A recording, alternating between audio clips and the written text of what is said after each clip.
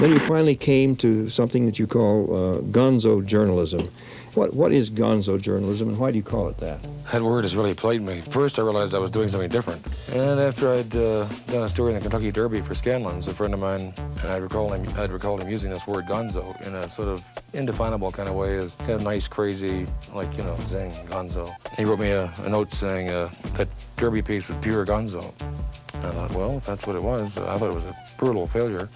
And I got this onslaught of mail. Mail called saying I made a great breakthrough in journalism. I thought, well, Christ, if I made it, this breakthrough, we got to call it something. I mean, so I just liked the word gonzo, and it seemed to mean what I was doing. Kind of, there's a mixture of humor and kind of a high stomping style in it. You know, it's a bit more active than your normal journalism. So we shall let the reader answer this question for himself. Who is the happier man? He who has braved the storm of life and lived, or he who has stayed securely on shore and merely existed? That was an opening quote written by Hunter S. Thompson when he was 17 years old back in 1955, and it's what opens up this awesome photo book called Gonzo. So this book was published in 2007 by AMO, otherwise known as American Modern Books. When we think of Hunter S. Thompson, we might think of the famous Johnny Depp movies, or we think of, you know, Gonzo Journalism, which as the opening stated, you know, that's what he was known for. But, you know, if you're someone like me, you don't really associate photographs with someone like Hunter S. Thompson. And maybe that's just out of my own ignorance, right? Because we forget, like, journalism coincides with photojournalism, right? So this book kind of follows Hunter from his entire career, from the time he got discharged honorably from the Air Force Base in Eglin, Florida, all the way up until his death. Now, what's cool about this book is you can get it in either a hardcover or a softcover. And I normally like to get my photo books in hardcover just because they're more durable. They tend to be larger, which makes it a little bit more fun or more enjoyable to look at the photographs. But also, you know, it's just kind of ideal if you want to have like coffee table photo books. As my Patreon all knows, I am a big fan of street photography, and I know that what's inside of this book isn't exactly street photography by very definition, but it certainly is documentary photography, right? Which is actually what we should just be calling street photography anyways. But I thought this would be a fun one to dive into, and I want to take us through this book now. Now, this opens up with a 2-page spread introduction by Johnny Depp himself, but as you'll see here, it's signed Colonel Depp, Los Angeles, September 5th, 2006, and then, like I said, they published this book in 2007. And I like what Johnny Depp writes here at the end. He says, "He appears when he is needed. He arrives when absurdity peaks. I imagine he always will." Air Force Days. Eglin Air Force Base, 1956 to 1957. So Hunter only spent 2 years being an airman, and he was a editor and kind of reporter journalist for the sports department there. And this news release is something that he wrote himself, which is quite comical. It just talks about how he was honorably discharged. A novice air policeman was severely injured here today when a wine bottle exploded inside the AP gatehouse at the west entrance to the base. The bottle was hurled from a speeding car which approached the gatehouse on the wrong side of the road. A reportedly fanatical airman had received his separation papers and was rumored to have set out in the direction of the gatehouse at a high speed in a mufflerless car with no brakes. An immediate search was begun for Hunter S. Thompson, one-time sports editor of the Base newspaper and well-known morale problem. Be a beachcomber, a Parisian wino, an Italian pimp, or a Danish pervert, but stay away from the armed forces. Now, other photographers went with Hunter along his escapades through his journey. We don't know who took these photographs, but you can tell Hunter is very, very young in them. He still has a full head of hair, but as you can see, he was still smoking and drinking, something, you know, he was known to enjoy the kind of fun moments of life, right? Road trip to the West Coast. Photographed circa 1960. So now the next chapter is we literally get to see Hunter as he's hitchhiking across America. He went on this road trip along with photographer Paul Simonon. I believe that's how you pronounce it. And so this is Hunter on the road here, and this photograph was taken in September 1960. At age 22, I set what I insist is an all-time record for distance hitchhiking and Bermuda shorts, 3,700 miles in 3 weeks. And then he has in here a hilarious article, I guess is another one he wrote for the National Observer on this trip. It was called Low Octane for the Long Haul. As in most other fields in these highly technical times, a good hitchhiker needs a gimmick. And when 19-year-old Steve Bragg set out from his home in Baltimore, Maryland for Salt Lake City, Utah, he covered so-and-so miles in 5 days, spending each night in a motel with what might be called the mostest gimmick of them all. It was a simple gasoline can, converted to a suitcase by cutting out the bottom and putting it on hinges. He actually crammed a lot of stuff in there, and it only took him 5 days to get from Baltimore to Salt Lake City. People who wouldn't pick up a hitchhiker on a bet will stop for a man out of gas without batting an eye. Can any bus, plane, or train match the feeling of standing out on a morning road with the sunlight in your face and the smell of new-cut grass all around and no worry in the world except how far the next ride will take you? New York. Photographed circa 1957 to 1962. And now we get into some really awesome photographs actually in a crazy time of Hunter's life. And this was a street portrait that Hunter took, and I love this photograph. It's so rad, man. This guy is saluting, and you got the huge building in the background. Just an awesome, timeless street photo. Now, during this period of time, and we know because of the notes in the back of the book, we know that his photographer during this period was Robert W. Bone. So on this page here, we have a lot of pictures here, some taken by Hunter and some taken by Robert Bone. My apartment, once the scene of lazy sex and quiet privacy, has erupted during the past 2 weeks into a virtual cave of howling, drunken insanity. There are people sleeping everywhere. On my bed, on the couch, on the cot, and even on sleeping bags on the floor. Everything in the place is covered with stale beer. Most of my records are ruined. Every piece of linen, towel, or clothing in the place is filthy. The dishes haven't been washed in weeks. The neighbors have petitioned the landlord to have me evicted. My sex life has been absolutely smashed. I have no money, no food, no privacy, and certainly no peace of mind. I think what they used to call it is bathtub gin back in the day. And then here we see his press pass when he worked for the Jersey Shore Herald. And here's a photograph that Hunter took at the Bronx Zoo of a tiger behind the cage. And then on this page, these are all photos taken by Robert W. Bone. Just awesome, awesome photographs of Hunter when he was young. I mean, look, he's got a full head of hair. There's this crazy one where he looks like he's got a mannequin head on his shoulders and he's at the bar. It's just kind of really bizarre, just perfect Hunter S. Thompson photograph there. As things stand now, I'm going to be a writer. I'm not sure that I'm going to be a good one, or even a self-supporting one, but until the dark thumb of fate presses me to the dust and says, "You are nothing," I will be a writer. I'm not too familiar with Robert W. Bone, but I'm certainly going to delve deeper into him now after checking out this book. Rum Diary Days. Photographed circa 1960s. Okay, so now we're getting to the fun one. You may be familiar with Rum Diaries. That's one of the films that Johnny Depp played Hunter in. It's his time where they spent down in Puerto Rico and during the 1960s. And here is an awesome photo. And I love the description of this photo in the back. It just says, Hunter chases unknown woman. This photo was taken in Puerto Rico in 1960. And then on the next page here, it's awesome photos during their time in San Juan. And again, all of these photos are also taken by Mr. Robert W. Bone. I live 5 miles from town, on the beach, 4-room house, motor scooter, no job, writing freelance stuff for stateside newspapers, also fiction. So many bugs I can barely breathe. Wife here and cooking, no money. Vagrant artist from New York also living here, has sailboat. All in all, life is not bad. And I love, too, how they include the contact sheet here. So we have this awesome contact sheet, and you see that they use the crayon to put a square around the ones that they chose for the article or whatever they were choosing those photographs for.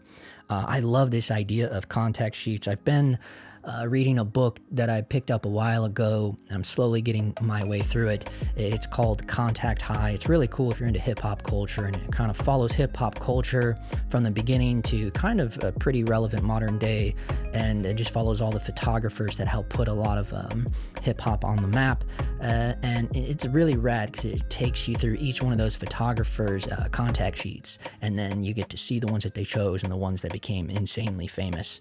Pretty awesome. And now here is something really cool. This is a big 2-page spread. This is actually a self-portrait. So Hunter took this photo himself, and this is honestly one of my favorite photos out of the entire book. And it's so rad to know that he, did that with the self-timer, the camera, and everything. It's a really rad self-portrait. My life is a wild merry-go-round, and I'm beginning to feel like a big hungry jackrabbit, hopping from one part of the world to another in a frenzy of greed and violence. Big Sur, photographed circa 1960 to 1963. All right, so now we're getting into some really crazy times here, and we have this big photo here taken by Hunter S. Thompson. This is Sandy Conklin on a rock in Big Sur.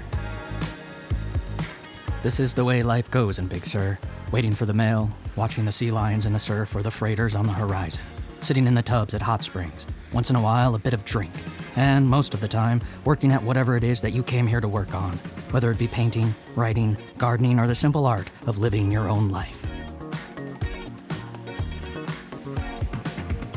Here's just a killer 2-page spread, another awesome photograph taken by Hunter S. Thompson, and this is their dog, Agar, and of course Sandy Conklin, just chilling there on the hillside in Big Sur. Just an awesome photo, man. So timeless and classic. So Hunter was also a pretty good photographer, if you ask me. Something I was completely unaware of. So yeah, now you have photos.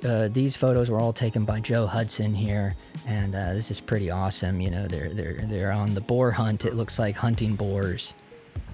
These little tiny photos here on the sidebar were taken by Hunter, and he's talking about a guy that was visiting Big Sur at the time and was doing some big speech, and I guess Hunter wasn't really a fan of him. He was in a cabin next to mine and suffered what appeared to be a minor fit of nerves after I loosened 2 12-gauge blasts at a thieving coon about 3 in the morning. He left for LA the next morning after lodging a bitter complaint with the management.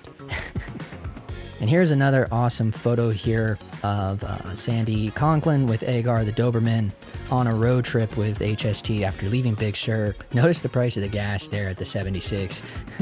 A little under 34 cents per gallon. And here's another awesome self-portrait.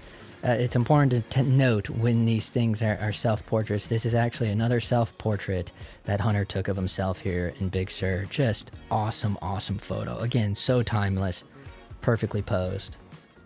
I am surrounded by lunatics here, people screeching every time I pull a trigger, yelling about my blood-soaked shirt, packs of queers waiting to do me in, so many creditors that I've lost count, a huge Doberman on the bed, a pistol by the desk, time passing, getting bolder, no money, a great thirst for all the world's whiskey, my clothes rotting in the fog, a motorcycle with no light, a landlady who's writing a novel on butcher paper, wild boar in the hills and queers on the roads, vats of homemade beer in the closet, shooting cats to ease the pressure, the jabbering of Buddhists in the trees, whores in the canyons. Christ only knows if I can last it out. Road trip to Tijuana, photographed circa 1960. So on this trip, these are all photos taken by Hunter here. So you have one here, kind of a self-portrait sidearm style. This was a selfie for Hunter S. Thompson, so that's pretty rad, man, in the back of a truck. And obviously that's the same one that got the cover of the book. Monday I'll ride my thumb south. Carmel, Monterey, Big Sur, and maybe all the way to Los Angeles. Whatever happens will be all right. I do not care and have no plans. All I want to do is get out on the coast and see the California everybody talks about. I'll go as far as the rides take me. Sleep on the beach, sleeping bag, and beg, if necessary, for food. Kentucky. Photographed circa 1961 to 1963. Now we're getting to some crazy times here. This is another self-portrait that Hunter took of himself while in Kentucky. Through the empty house floats the voice of Joni Baez, an eerie sound to my restless ears. I expect to look out the window and see the hills or the ocean, but no dice, only Ransdell Avenue, gray and wet and full of so many ghosts and memories that I get the fear whenever I go outside. So during his time in Kentucky, he was with another photographer by the name of Don Cook. So the photographs in this section are taken all by Hunter and Don.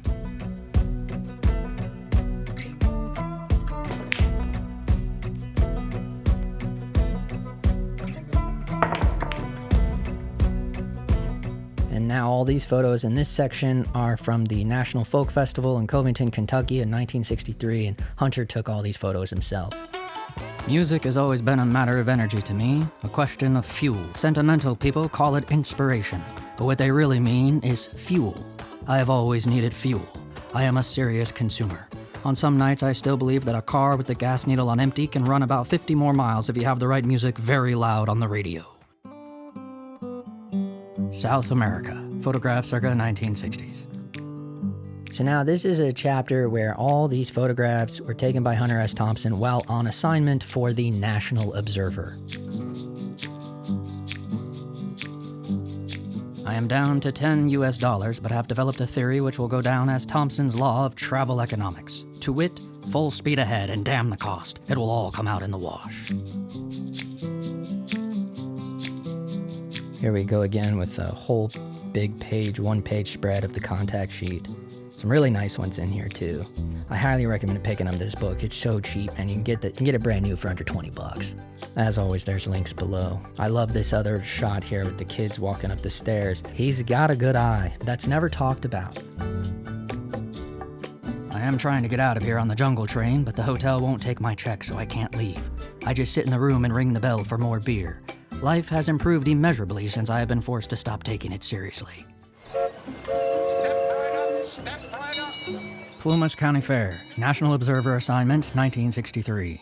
Okay, so now we're in another crazy one. Again, these are all photographs taken by Hunter while on assignment, a different assignment for the National Observer in 1963. Here's another awesome self-portrait by Hunter where he's sitting in the car here. He's got his beer can on the car seat next to him. He's on the typewriter. He's got his big old cigarette hanging out of his mouth there. And yeah, he was really kind of self-indulgent there with those self-portraits. But man, so awesome that we have those now. And what killer photographs. Hell's Angels, photographs circa 1965. I had never seen people this strange. In a way, it was like having a novel handed to you with the characters already developed. So now we get into the most talked about moments of with Hunter, and assignment that put him on the map is the time he spent with the Hells Angels. And again, these are all photos taken by Hunter while on assignment, but he used to ride around with the Hells Angels for 2 whole years from 1965 to 1966. What an iconic shot here that he took, and this reminds me so much of just something out of the modern day Sons of Anarchy, right? This is just a really rad photo here. Side note, my mom owned a few Harleys, and she used to ride with the Warlocks, and she even dated a Hells Angel at one time. We're going way back here to the 90s and stuff now, but so yeah, my family is full of people that ride, and they no longer have associations with those biker gangs, but it's just interesting growing up in that, and it's just a little different when you're on the inside like that. I've never been afraid of biker gangs or anything like that. It's a little different. You don't know when you're a kid the level of the dangerous men that may be at your home. They seemed a little stunned at the idea that some straight-looking writer for a New York literary magazine would actually track them down to some obscure transmission shop in the industrial slums of South San Francisco. They were a bit off balance at first, but after 50 or 60 beers, we found a common ground. As it were, crazies always recognize each other.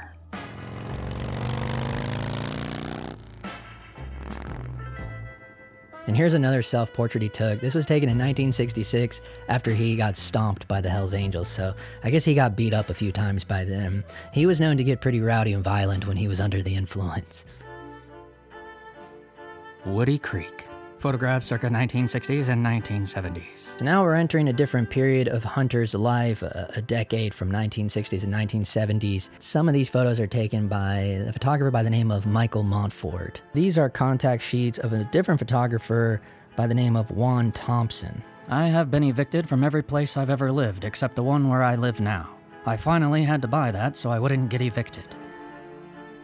My main luxury in those years, a necessary luxury in fact, was the ability to work in and out of my home base fortress in Woody Creek. It was a very important psychic anchor for me, a crucial grounding point where I always knew I had love, friends, and good neighbors. It was like my personal lighthouse that I could see from anywhere in the world. No matter where I was or how weird and crazy and dangerous it got, everything would be okay if I could just make it home.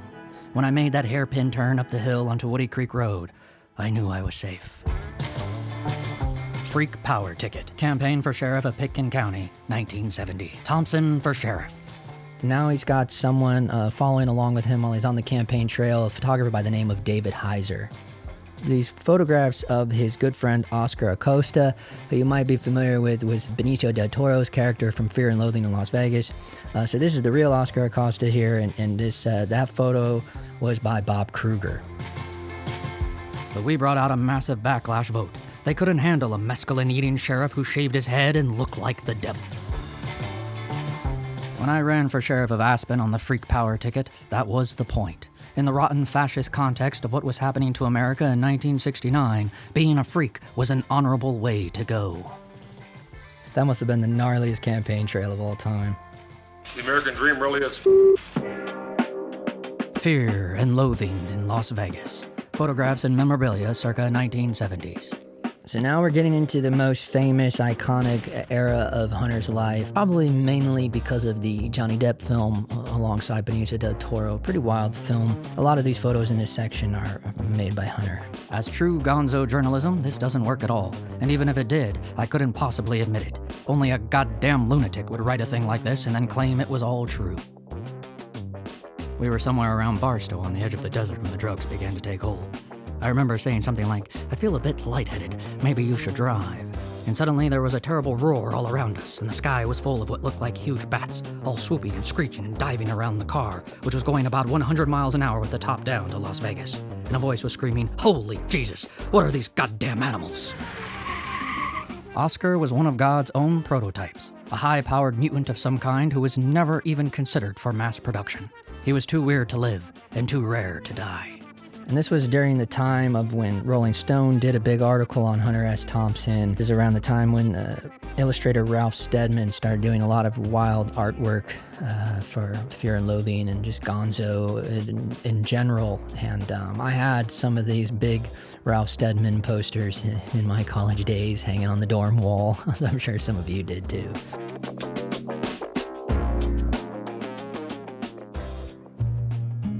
Fear and Loathing on the Campaign Trail 72. Photographs circa 1970s. Okay, so now during the time of this campaign trail in 1972, he had a famous photographer Annie Leibovitz with him. So she was taking photographs along the way here. When I went to Washington to write Fear and Loathing on the Campaign Trail 72, I went with the same attitude I take anywhere as a journalist. Hammer and tongs, and God's mercy on anybody who gets in the way. Here he is with Democratic presidential candidate George McGovern in 1972. Nixon had the unique ability to make his enemies seem honorable, and we developed a keen sense of fraternity. Some of my best friends have hated Nixon all their lives. My mother hates Nixon. My son hates Nixon. I hate Nixon. And this hatred has brought us together. The 1970s. Photographs and memorabilia circa 1970s. And then that leads us directly into a really wild time for Hunter S. Thompson. And here's just an amazing photograph here. He's on the beach here in Cozumel, Mexico, March 12, 1974. And he had there's a lot of different photographers in this section. This photo was taken by Al Satterwhite. I would have guessed it was a self-portrait, but I don't believe it is. Now, this is a wild one, as you notice. Bill Murray's in here on these, and he's still notoriously known for, crashing parties and things all throughout New York. Apparently a lot of these photos are taken by Lila Nabulsi. As you notice, they got John Belushi with him here too, so that's pretty rad. He partied with all the party boys back in the day. Of course he would. And here's more photos taken by Annie Leibovitz, and this is when the cops pulled him over and had him do a field sobriety test. The 70s. It was unbelievable and wild. That was rock and roll. So Michael Montfort took the picture of him here in the field with the gun, and then Annie Leibovitz took this one of him jumping off of the car hood straight through the door. And obviously this one in the mirror is a self-portrait in Cozumel. That's why it's hard to write on mescaline too, because your mind is going 4 times as fast as your hands can go, and you get disorganized and you can't keep your mind in phase with your fingers. That's why I have to get increasingly faster typewriters. Whatever they make, if it's faster, I'll buy it. And he's with Jan Wenner there in New York in 1976. Another awesome photo taken by Annie Leibovitz. Key West. Photographs circa 1979 to 1980. So this is another, Hunter loved taking these photographs of his work, of his typewriter. So that first photograph there with the wild turkey and the typewriter, that is a Hunter photo. All the rest were taken by Tom Corcoran. My own boat, a 17-foot Mako with a big black Mercury engine on the back, is tied up about 20 feet in front of my typewriter, and I know the gas tank is full. I filled it up last night around 7 o'clock in the evening, and when they asked me why I was gassing my boat up at the start of a bad moonless night, I said I might want to go to Cuba. The fishhead woman laughed, but I didn't. I particularly love this double exposure here. It's really awesome. I never claimed to be anything more than a nice guy and an athlete. The Curse of Lono. Photographs and memorabilia circa 1980s. Okay, and now during this section, these photographs were taken by Ralph Steadman, the illustrator. So this fish here was a fish that he had to beat with a Samoan war club. These were taken down in Hawaii. It's a queer life, for sure, but right now it's all I have. Last night, around midnight, I heard somebody scratching on the thatch, and then a female voice whispered, "When the going gets weird, the weird turn pro." "That's right," I shouted. "I love you." There was no reply, only the sound of this vast and bottomless sea, which talks to me every night and makes me smile in my sleep. Night Manager, photograph circa 1985. Okay, so now we're getting to a section with some different photographers. This first one here with Hunter smoking was taken by Michael Nichols. Awesome, awesome photograph. I love the way the woman's looking in the background. That's a great, iconic, timeless photo right there. But directly after that, we have a contact sheet by photographer Matthew Nathans. We are all businessmen these days. I am on my way to SF to market a rare porno film, and I am 3 hours late for a crucial screening with the Mitchell brothers at their embattled headquarters on O'Farrell Street. The driver is waiting for me at the airport with an armored car and 2 fat young sluts from Korea. Buy the ticket, take the ride. Photographs and memorabilia from 1980s to 2005. So this is awesome. This is on The Great Shark Hunt. It was known as a book called The Great Shark Hunt. This cover photo was taken by photographer Edmund Shea. When at the same time your collected works are coming out, a movie's being made about you, and then you're in the comic strips. Somewhere along there, I became a public figure. Somehow the author has become larger than the writing, and it sucks. And here is Hunter with Anita Thompson, and that was a photograph made by Jonathan Becker. And then Paul Chesley is the guy that took this photo, infamous photo of Hunter blasting his typewriter with a handgun. Here we see, you'll notice that's Johnny Depp there with the football helmet and the Colts jacket. Crazy makeup and wig on.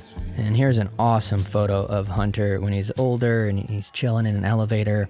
And that's a photo taken by Chris Buck.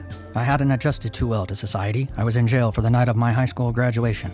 But I learned at the age of 15 that to get by, you had to find the one thing you can do better than anyone else. At least that was so in my case. I figured that out early. It was writing. It was the rock in my sock. Easier than algebra. It was always work, but it was worthwhile work. I was fascinated early on by seeing my byline in print. It was a rush. Still is. Another great, awesome, looks like a big magazine photo, honestly. It's pretty, looks like a stylized commercial photo of Hunter in this car here with the American flag in the background. It's a photo by Louis Sios. And another awesome, awesome portrait of Hunter here, a portrait made by Al Satterwhite. Maybe there is no heaven, or maybe this is all pure gibberish, a product of the demented imagination of a lazy, drunken hillbilly with a heart full of hate who has found out a way to live out there where the real wind blows, to sleep late, have fun, get wild, drink whiskey and drive fast on empty streets with nothing in mind except falling in love and not getting arrested. Let the good times roll. And this is the iconic Hunter S. Thompson Memorial. This is what I was talking about. They blasted him out of a huge cannon. This is at his owl farm on August 20th, 2005. This photograph was made by Peter Mountain. It never got weird enough for me. So what an awesome photo book. I hope I don't get in trouble for showing it here on the channel, but I just thought it would be a fun way to share it with you guys. Again, links are down below. You can get the book, check it out. I love this hardcover. It's very inexpensive. For the history that's in this and everything that's involved with this book, I would say it's worth the 18 bucks. People that follow my channel say, why the hell did we just look at a photo book, this crazy Hunter S. Thompson? As my Patreon all knows, I am in love with street photography. As I was saying in the beginning, I think a lot can be learned from this. You know, it's maybe inspiration or you get some ideas. You know, I like to look at as many photo books as I can. And then when you're out there, I don't know, there's something that sinks down into your subconscious. And the main thing is you know, I think the biggest message takeaway from our late great Hunter S. Thompson here is, you know, stay weird. As always, thanks for watching. I gotta give a shout out to the Dog Times Patreon, #1 supporter of the show. Keep on shooting out there, folks. And for now, that is a wrap.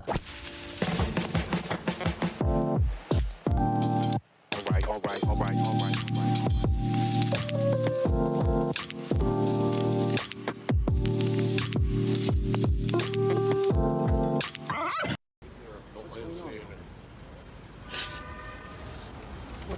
What are we marking? 96 o'clock. Oh, no, God. Help us, Jesus. Why does this happen at the end?